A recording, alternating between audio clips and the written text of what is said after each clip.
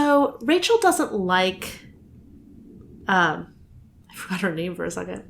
Rachel doesn't like Taylor.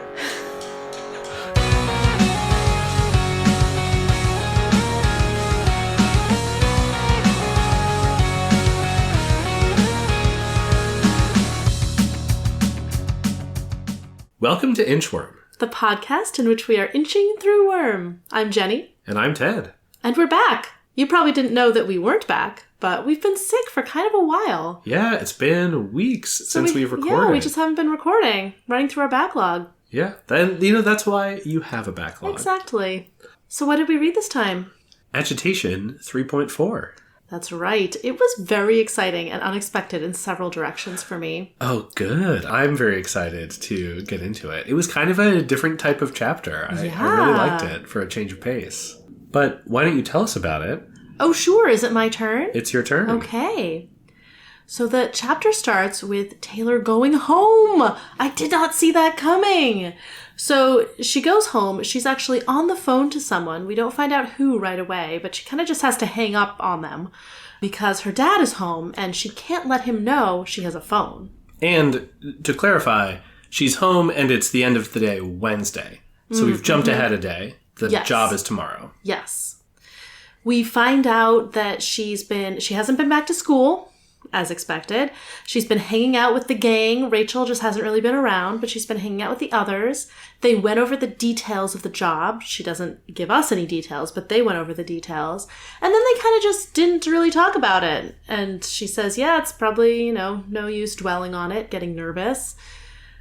She is at home with her 3 phones. Brian gave her 3 burner phones. And her dad is there. And she cooks dinner for him, and they have a conversation. She says, I'm going to go out tonight with my new friends.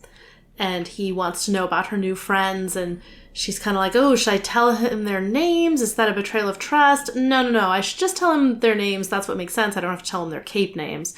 So she tells him about her friends, which is really interesting. We get sort of her take on everyone at this point, which it's not unexpected, but it's a nice lens on everything. And I'm sure we'll get into that in detail. And then she tells him a little bit about the bullying that happened at school on Monday, I think it was, when they all surrounded her and insulted her. And it's really hard for her to tell him, but she does. And she has really conflicted feelings about the conversation. He handles the whole conversation really well, which we will talk about. He's great. She thinks that it will make her feel better to tell him this, but actually she just feels worse because she's like, oh, I can't have a fully honest conversation with him anymore. That sucks. So she does tell him she's going out with her friends. She says she's going out with just Lisa. And he says, yeah. He gives her $10 for coffee, which is so nice. Despite that probably gets you 2/3 of a coffee, as we learned. Well, they don't have to go to the fancy coffee shop. That place was exceptional at its coffee prices. And she heads not to the apartment, but to the old ferry, which hasn't worked for the last decade or so. They keep the building nice for the tourists. She goes up to the balcony of the ferry station and talks about the great view she has of PHQ and meets someone there. It's not any of the Undersiders. It is Armsmaster! What? Apparently it's Armsmaster's receptionist who she was on the phone with at the beginning, who she had to hang up on. And Armsmaster's like, I wasn't sure you'd show. And she says, I need to call in a favor. End of chapter! Ah! I know that compared to what is coming, I have to assume this is, small potatoes in terms of cliffhangers, but I'm a little bit losing my mind. I really want to know how she's going to play this. Is she actually going to tell him her whole insinuation plot? I still think that would be the smart thing for her to do. I wonder if she does want to play both sides of this. She's really enjoying being accepted as part of this gang. Yeah. She might, on an instinctive, emotional level, not want to betray them because she kind of doesn't want that to go away and she wants to be in control of when she hands them in. Yeah. I guess if I had to predict, which I do, that's my role here, I would say she's going to tell him the broad strokes of her plan. Okay. And she's not going to say who she's infiltrating, or if she does say who, she's not going to say, who the specific people are or where their lair is located. As for the favor, I don't know. I feel like maybe if we talk about it, maybe I'll arrive at an obvious conclusion. I feel like there's probably like we're robbing a bank, don't let me go to jail. But also, I don't think she would tell him they're robbing a bank. Because that would be too obvious a betrayal. Like, if there are capes waiting for them, it's going to be too suspicious. Her insinuation isn't going to be successful enough. Unless they can just all get arrested. But I don't think she wants that to happen yet. Mm-hmm. So, I think maybe she'll leave it vague. Like, I've infiltrated this group. We have a job going down. Don't worry, I don't think anyone's going to get hurt. Don't let me get arrested for this. I don't know. We'll see. Well, I do first want to say, when you initially came up with the insinuation plot on Taylor's behalf, I think one of the first things that you suggested was that if she was going to send herself undercover, she needed to go talk to Armsmaster. So here she is finally doing it. Finally. I didn't think she was going to. Well, it's a fun surprise. Yeah. Right? Like, it's not like if she'd been thinking this whole time, okay, well, I got to set up this meeting with Armsmaster. Like, it's not as much fun. Like, this is such a great way to reveal that she still has that plate spinning. Yeah. I do, since we're talking about it, we don't really get anything from Armsmaster. He sort of like wasn't sure if he would show up because, you know, that the call with the receptionist got interrupted. But she describes him this way. His lips were set in a hard line, his feet set further apart, different than the first time I'd met him. His arms were folded across his chest with his halberd in one hand, the pole resting against his shoulder. It conveyed such a different attitude that I momentarily wondered if he was the same person under the suit. Ooh. So what do you make of his attitude adjustment here? Well, I think he's not the same person under the suit. Oh, you think this is fake Armsmaster? No, I think Armsmaster is multiple people. Oh. Yeah. That would not go well for Taylor. Unless they have a complicated series of, well, you called in a favor from Armsmaster, and today I'm Armsmaster, so I guess I have to do it, even though I have no idea what's going on. Okay, well, if Armsmaster is multiple people, which I don't think he is based on your reaction, but you are wily, so it could still be true. You have a very good poker face. Listeners, I want you to know this about Ted. He's very good at keeping secrets. So I do think it is possible that Armsmaster is multiple people. Armsmaster certainly wouldn't want Taylor to know that. So he would pretend that, and I'm sure if he is multiple people, they're keeping each other informed. So he would know about the favor. He would know that this girl who controls bugs is the one who really took out Loon. He would pretend to be the same person for Taylor here. In all probability, he is the same person, and he's just suspicious based on the phone call. I don't think he could know of any villain activity on her part. He did have some weird perception powers, or he implied that he had weird perception powers when he said, "You're telling the truth." Right. So there's a lot going on. It's unclear. Well, that's very exciting. Yeah. One of the things that I loved rereading this chapter is it's such a fun chapter structure. We jump in with the in media res phone call. Yes. And she's like, oh, I gotta go. And you're just led the whole time to think that she was talking to Tattletale. There are multiple moments throughout the chapter when the phone call is referenced, and Danny's like, "You're going to meet up with your friends?" And Taylor nods. And then I think at one point Taylor starts talking about like, "Oh, Lisa and I are going out for a coffee." And she's like, "Ooh, it really hurts me to lie." And you're like, "Oh, maybe Taylor and Lisa are going to like do crimes instead." But it's like, no. It's a totally different thing that she's lying about. It was notable. She talked about hanging out with everyone. She didn't talk about their plans for tonight. Right. So when she said, "I'm going to hang out with my friends," I was like, oh, I don't actually know what they're doing. Right. Like, they're going on the job tomorrow. Do they have more prep work? We didn't hear about that. Still would have been plausible that they were doing that kind of thing. Yeah. And it's really fun to have a mystery structure within the chapter get resolved. Right? Like it's not like it's set up at the end of one chapter and resolved in the next. It's not like we have her go to the ferry and there's a shadowy figure and then we don't get the resolution, right? Like the whole thing, it immediately makes the chapter richer as soon as you finish it, which is very fun. Which works especially well because we don't know it's a mystery. And actually, Wildbow is really good at this, setting up a question where we don't even quite know it's a question or we don't know the right question to ask. And then answering it, creating a little bit of intrigue that way, but not relying on that mystery to carry the plot or anything. but then answering it in a way that adds a layer of richness to everything. Like, I feel like the thing with her mom was like that. We're like, oh, she's gone. Where did she go? Turns out that's the wrong question. The real answer is that she died. We weren't even asking whether or not she's alive, really. Right. He just supplies that answer, and suddenly it makes everything. Right. Yeah, that's very well said. Another thing that I think he is prone to, you mentioned we didn't even hear Taylor thinking about how she was going to see Armsmaster. He does seem to be obeying, or at least in some cases, following the sort of narrative law of, like, if you tell us about something, it's less likely to happen. If you don't tell us about something, it could happen by surprise. And of course, I mean, there are tons of things he's not saying. They aren't all going to happen. Like, it's not completely predictive, but that is a dynamic that seems to be happening. I had some thoughts about that when it comes to her relationship going forward with Danny. Ooh, yeah. Should we get into that a little bit? Let's dig into it. I mean, that's the real meat of the chapter. Yeah, her and Danny. The thing I'm just going to pull out first, though there are many things to talk about, she's talking about how he's going to find things out. She says, one mistake or a single concerned phone call from the school and my dad would probably flip and things wouldn't be the same between us for a long time. So that's what I've been assuming will happen.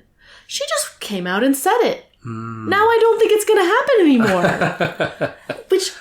Which is so interesting because, like, what the heck else could happen? I mean, there's the possibility he'll never find out. That seems unlikely. What, 1.6 million words? He's never going to find out any of this? No way. There's the possibility he'll find out and he won't be upset. I mean, maybe it's just what I predicted a little bit earlier, that he'll understand that it's because of the bullies and he'll say, okay, we'll figure out a way for you to get officially homeschooled, study for your GED. Right. Maybe that's the case. I kind of hope it's going to be something more interesting. I mean, I have already said at one point, like, if he found out and somehow ended up on her side, he would be a great ally. Yeah. And I really hope that that happens. Like, I hope he gets pulled into this in some way because I really like him as a character and I really like their relationship. It's already at a place where she says she's worried about a terminal breach of trust. We're only in arc 3. Yeah. Like, I feel like certainly it could just go down and get worse and worse, but maybe instead it's going to turn around and actually end up really awesome and he's going to be an ally for her in her secret activities, which would be such a twist on the standard teenage superhero adult, like, parental figure, like the normal dynamic where it's always like hiding and like you want to have a good relationship but you can't tell them. And like, I mean, I said early on, why can't she tell him? I don't think she will volunteer the information, but like maybe he'll find out, he'll get pulled into it and they'll end up working together, which I would love. Yeah. One observation is I feel like a lot of superhero media does draw out the, like, oh, you know, my dad, my sister, who's my best friend, you know, like my college roommate, like they don't know I'm a superhero and they drag out that tension. Yeah, the Lois Lane thing. Especially it's so satisfying, that dynamic, right? Right, but especially maybe like TV shows where it's like it is more serialized so that you can mine a lot of drama out of it. Yeah. But I feel like the critical wisdom is that those stories always get so much better once all of the heroes' people are in the know, and then they can operate as like a team and have more interesting challenges. Yeah, it's interesting. Than just how will they find out? I do love the dynamic of hiding it. I mean, that was one of the fun things about Animorphs. I do think you're right about this one, though. I think Taylor's dad finding out would be a really great move, and who knows if that's what will happen, but I'm here for it. Did you get that itch scratched again of like Taylor having to hide her identity in this conversation? You know, I feel like this is pressing different buttons for me. This isn't really leaning on that one too hard. I think because maybe she's already left school. She says she's going back on Friday. She's not going back on Friday. Taylor. Oh. Although it would be, I mean, at this point, if she did go back on Friday, that would be such a fun twist. I would also be here for that. But like, I'm pretty sure she's not going back. Yeah, let me just read some of her rationalization there, because it's just a really nice. I mean, she literally says, "I rationalized." Well played, Taylor. Yeah, so how could I focus on class with a bank robbery coming up? I'm paraphrasing a little bit. The stress of just being there and waiting for the other shoe to drop as far as my skipped classes. Besides, I rationalized, it didn't make a lot of sense to go if I knew I would be skipping again to go rob the bank. I'd promised myself I would go the day after tomorrow. Face the music. Which, yeah. I feel like this is like classic like dieter logic of like, oh, I already ate bad things today. Now I should just eat whatever I want because the day is wasted. Yeah. Which, like, of course doesn't make any sense. And I mean, diet culture is its own terrible thing, but she was sort of using that same logic in the first chapter before Sophia drove her away. The first chapter of this arc, where she's like, well, I just had to promise myself I can get through the next class. Oh, I can get to lunch. I can get through lunch. That's fine. You know, like, I can get to the end of the day. Like, that was kind of her strategy, was like really going by inches. And now that has broken, right? The current is pushing so overwhelming in the other direction. How could she possibly resist? I mean, I feel like anyone who's ever had a system for themselves to try to make themselves do something they really don't want to do, it's like as soon as it breaks, like, there's just no going back to it. You just need a new system. And, like, what else could she possibly have that would get her back to school? Yeah. The part that I was like, well, Jenny will like this, or will Jenny like this, is she is talking about Lisa being smart, and my dad smiled. Impressive. Tell me they're all excellent students that can serve as good role models for you. I could have choked. Good role models? Them? I kept my composure and limited myself to a little smile and a shake of the head. Sorry. I have to say, this element where she's talking about her friends and being relatively candid, and her dad is just, like, being super chill and nice about it, but from Taylor's perspective, she is engaging in verbal combat. It goes completely over his head, right? It's like all like this back and forth. It's like, she's like, well, Brian's cool. And he immediately clocks a boy and starts wiggling his eyebrows. And she's like, crap, change the subject. Okay, who else do I like? Lisa. Okay, Lisa's smart. And then Taylor starts like... but really different from me. And her dad's like, well, if she's smart, she can't be that different from you. And Taylor's like, crap, I can't tell him that the reason she's different is she's a villain. Right, and Taylor, way overthinking it. This does not need to be addressed. But then she is excellent at the verbal combat. She manages to spin it to her own satisfaction. Oh my gosh. It is just so funny to me. He is also so good at this. I was going to say, like, first of all, he's so good at interrogations. He's like, yeah, you can tell me about them. And she's so nervous. And he's asking what each of them are like. She says that she doesn't really like Rachel. My dad nodded but didn't say anything. I was halfway expecting the typical parental line of, maybe if you try to show interest in things she likes, or some other inane advice. My dad didn't pull that on me. He just took another bite of pork chop. I elaborated a bit to fill the silence. Oh. And then on the next page, she's so grateful that he's respecting the boundaries she'd set, not pushing for more, because she just mentioned the bullies. And she says, I felt like I owed him something for that. And so then she keeps going and saying more things. He's so good at this! Yeah. He's just giving her space because he knows how hard it is for her. And we see at the end this heartbreaking moment where she's leaving, and he, without even getting up from the kitchen table, he calls out softly, thank you. And then Taylor's like, love you. And he's like, love you, be safe.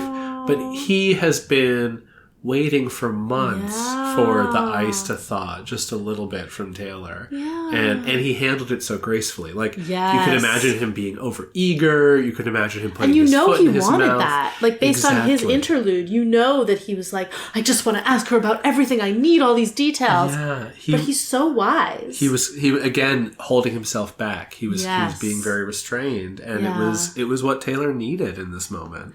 And it's not that he wouldn't have given her that earlier, I think.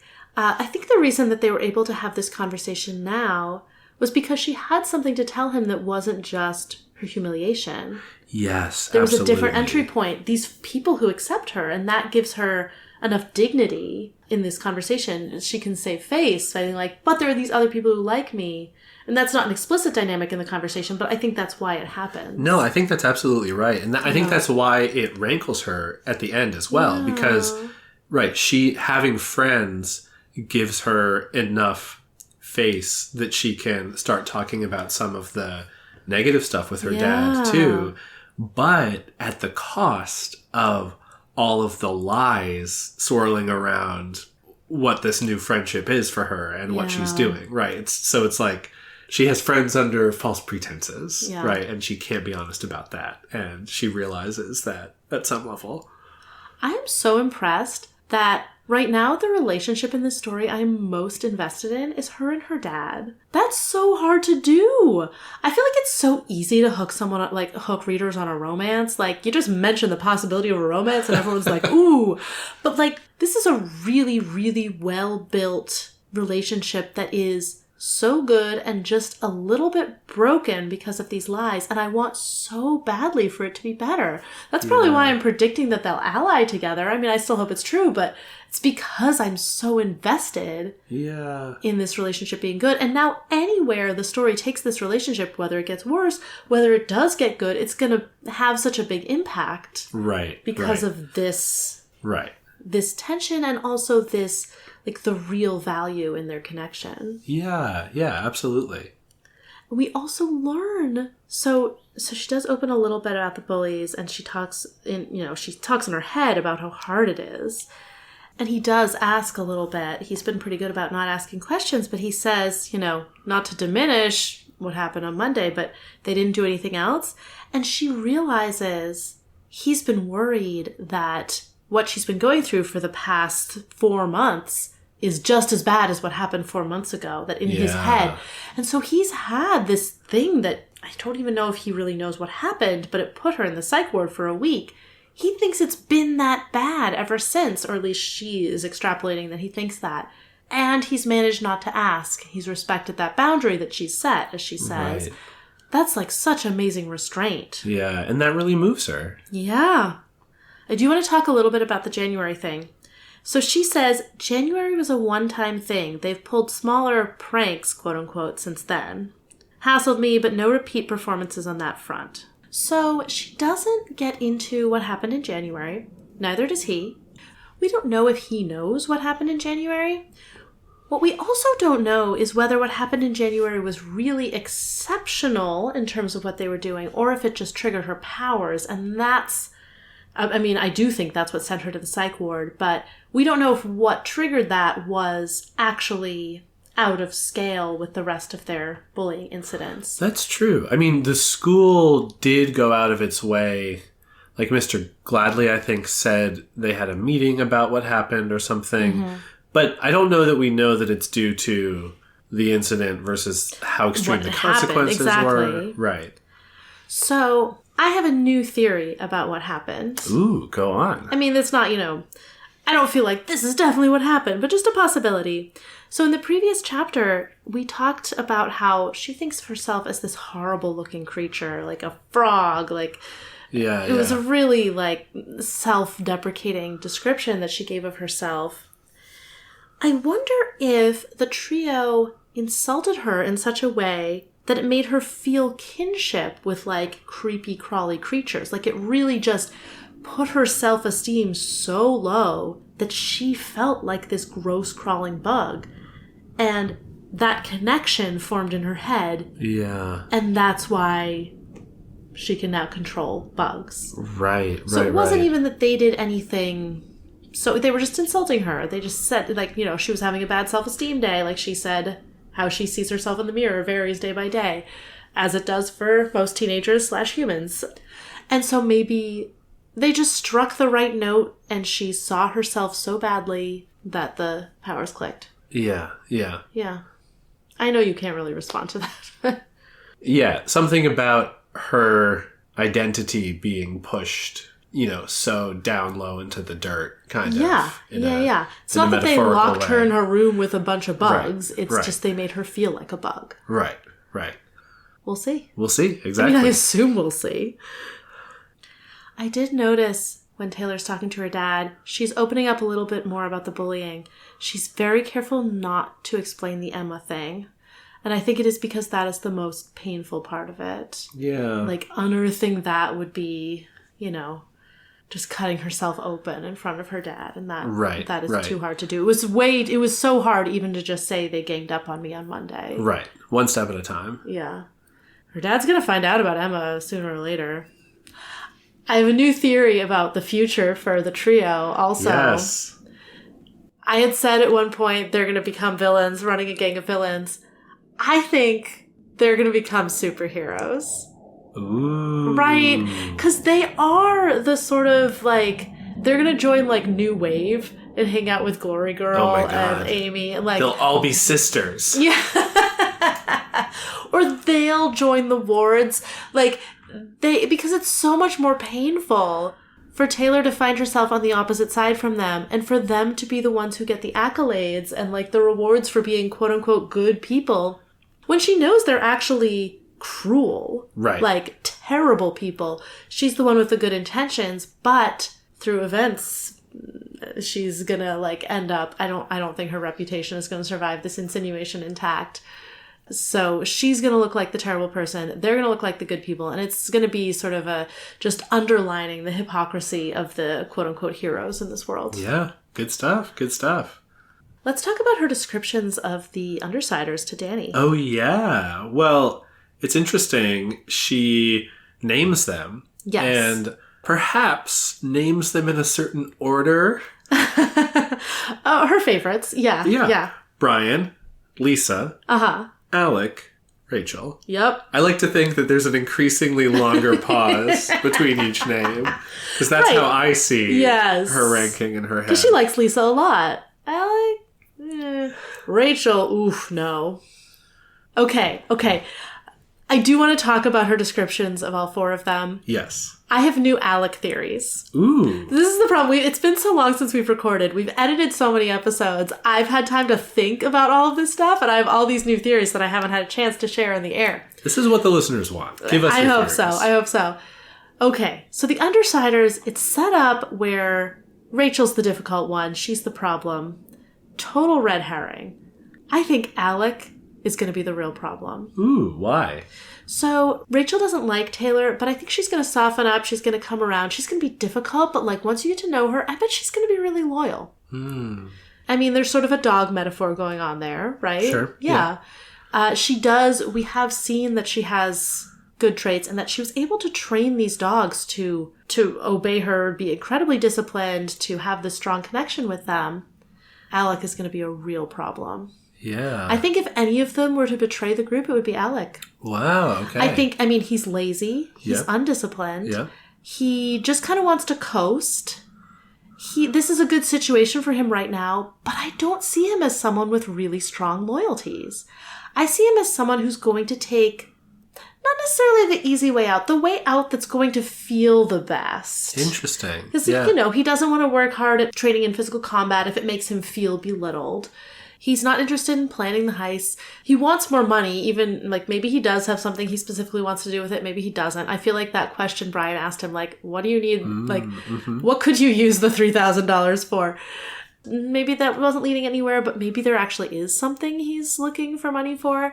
Either way, I think it's going to be like I keep thinking about the character Jane in Firefly, who betrays them, and then someone's reading his mind and they just see him saying, like, I got stupid, the money was too good. That's going to be Alec. He's got a sweet situation now, but he doesn't have any loyalty to them. He'll up and, follow the next big villain who, like, lures him away or whatever. Yeah. And no one's going to see it coming because they see Rachel as the problem. She's the violent one. Yeah, but, she's taking up a lot. Alec is the careless one. Right.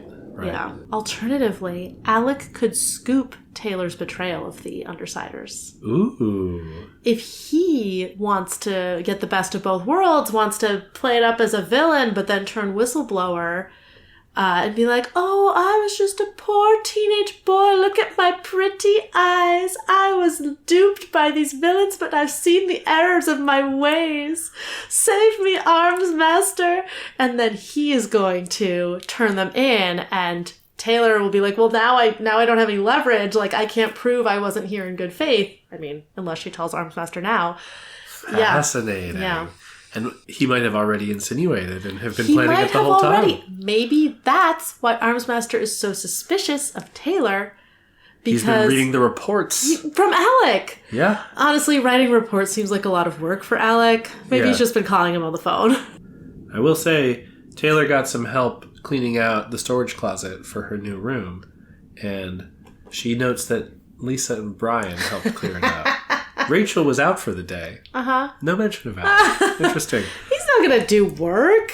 Oh, and I also just want to note, Taylor put something together that Alec maybe has some schadenfreude in his personality. Oh, yeah. I saw that. I was like, yeah. She's describing him as bored, but then notes that the most excited he's been is when he tripped Brian to the floor and right after Taylor beat Rachel up. Oh, yeah.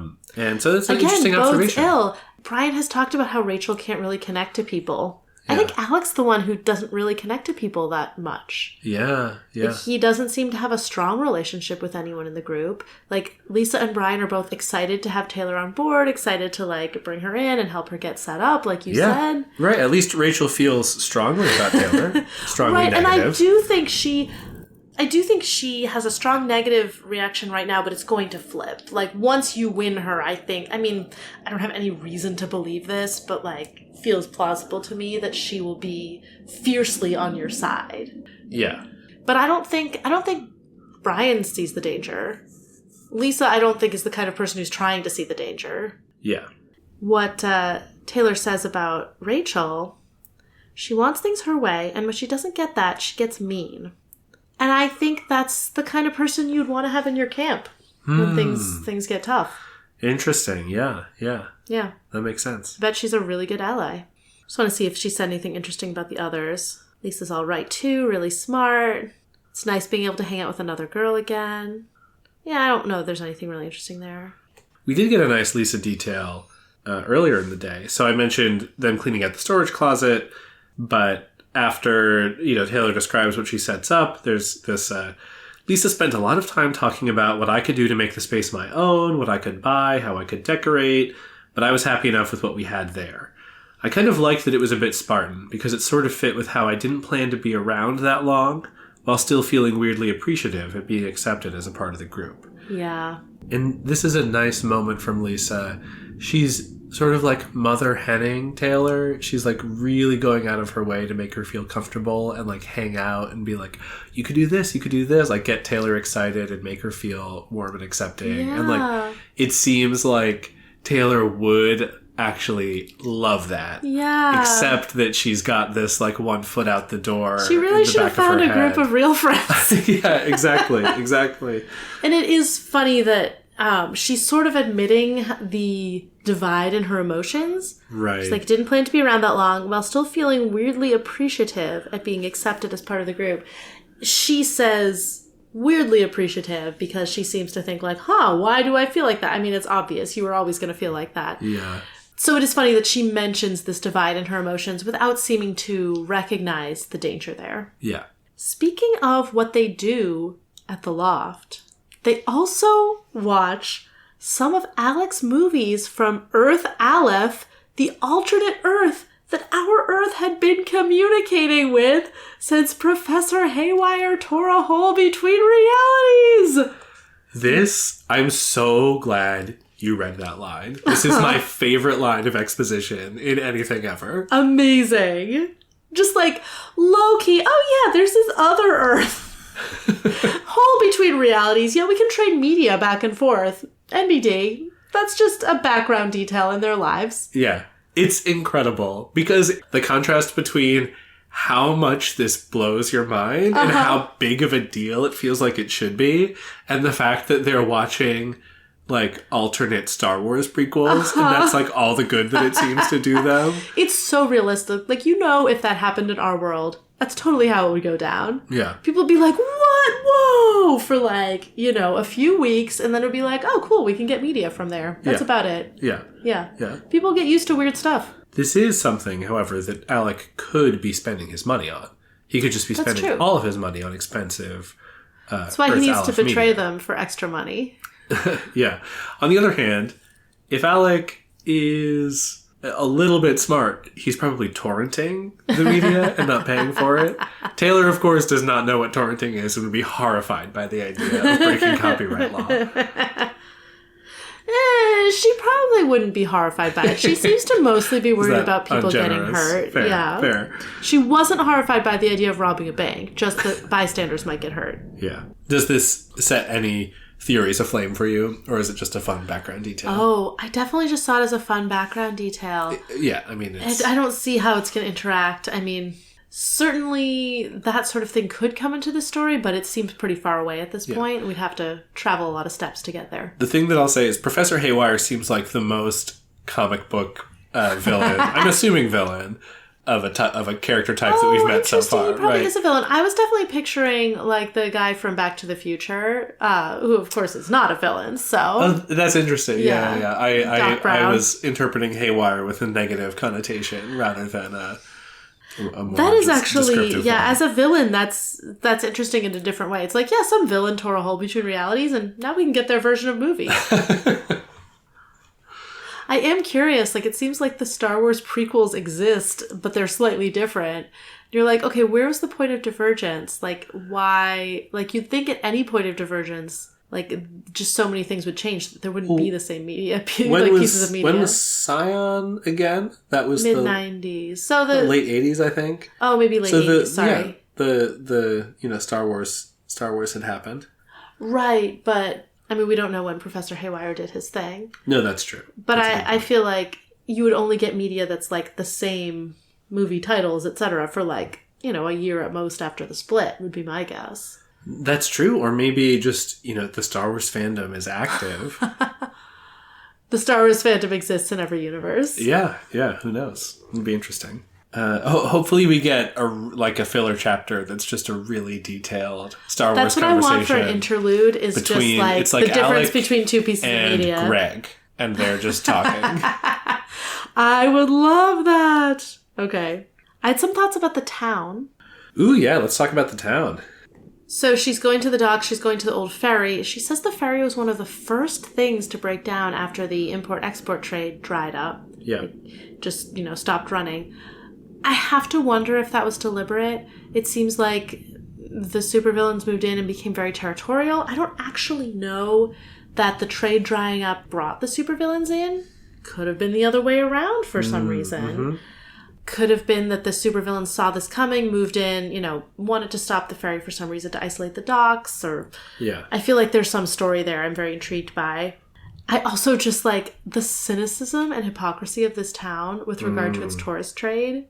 It's just like Taylor sees it so clearly. And it seems like I get the impression it's accurate. Yeah. It's quite striking. Yeah. Well, there's the whole situation is like Danny wants the ferry to be running again to help actually revitalize the middle class in the city. He's absolutely right about this. It should totally happen. Everyone's resisting. And their resistance is like, well, we don't want all of the like bad types of people coming to the suburbs. Coming to the suburbs. And it reminds me of the history of public transit, the Red Line subway in Boston. The neighborhood of Arlington shut down an extension of the Red Line out into the neighborhood for the exact same reason. And, maybe 30 years from now, the Arlington Red Line station will exist, but set the city, you're missing the out. greater city area back by generations. And just these NIMBY fools. Based on the timeline, I mean, yes, absolutely. Based on the timeline, Brockton Bay has been getting like incrementally worse Taylor's whole life. Yeah. Like it's really been a downward spiral. It's not just like, I remember when I was younger and the ferry was running and like all she remembers. The ferry's been out for at least 10 years. Yeah, exactly. So I feel like that's about it. I mean, we end with that Armsmaster thing. I'm so intrigued. I already talked a little about what I think she might tell him. Yeah. I don't know what other favor she could ask of him. I feel like they're not going to leave the conversation like with him having full confidence in her as a hero and ally and bringer down of bad guys. Yeah. But we'll see. Are there other things that you want to predict and speculate about? I do have a few names. Ooh, okay. I'm excited about that. But first, I did want to say, I've mentioned most of my sort of build-up of predictions. The one thing that occurred to me, I don't know if I quite predict it. So we've been saying, like, what does the boss want to do with the Undersiders? Is he really invested in them? Probably not. I mean, what is he getting out of them? Does he have a lot of teams that he's using to sort of control the villainy, either because he's a villain or because he's a good guy trying to, like, keep things under control? What if it's actually about creating a training program for the wards? Ooh. Like, it doesn't maybe make sense for the wards to face up, like, almost trying to create controlled circumstances where, like, he's going to know stuff about their powers and he can prepare the wards to face them. And maybe he even tells the wards, don't take them in. I just want you to face off against them and get combat practice. That's super interesting. Yeah. Yeah. I like the way you're thinking. Yeah. That was my one prediction. I feel like I've already said a lot about what I think is going to happen next in other senses. Exciting. Well, I have some cape names. First up, Velocity. Velocity. Well, what could it possibly be? Sorry, Velocity? Velocity. It's actually someone who can just conjure a bike, but only within city limits. Yes. No, I mean, I think it's a speed cape. If your power was creating bike lanes, that would be just incredible. Incredible. Yes. Okay, so probably it's someone with super speed. Yeah. But what if it's a play on Velociraptor and someone who turns into a Velociraptor? Yes. Alternate theory. Really good. Dauntless. Oh, I love this because of the association with the prince in Once Upon a Mattress. Dauntless, I mean, probably the Alexandria package. But what if it's someone who just, like, literally doesn't feel fear? Ooh. And so will just do all these incredibly stupid things. And it's kind of like Aegis just, like, punching as hard as he can, even if it hurts him, because he knows it won't do much damage. Right. Dauntless is just, doomed, but real brave while doing it. Yeah. That's a great one. Battery. I think it's someone who makes others' powers stronger. Ooh, okay. Yeah, like a battery pack. Yeah, fully sort of support. Yeah. I mean, it could definitely be someone with super strength who, like, beats you up, but... Yeah. Well, next up, Assault. Well, they're obviously a team. This is just going to be a throwaway. Like, oh yeah, like Assault and Battery. Like, Assault makes people's powers weaker. Like salt on slugs. Wait, it seems like the worst team, though. No. It is a terrible theory. I mean, I guess they're probably just people who beat you up real hard. I see. So not even a battery pack. Retconning that they're both punching. I want Battery to be a battery pack, but probably they both just punch you a lot. Got it. I was hoping you would ask me about Gallant again, because I feel like what Gallant should actually be, even though I think we already learned about his powers, he should have a counterpart, Goofus. And it's just whatever Goofus does, Gallant does the opposite, or vice versa. So Gallant can control what Goofus does by acting and then making Goofus do the opposite.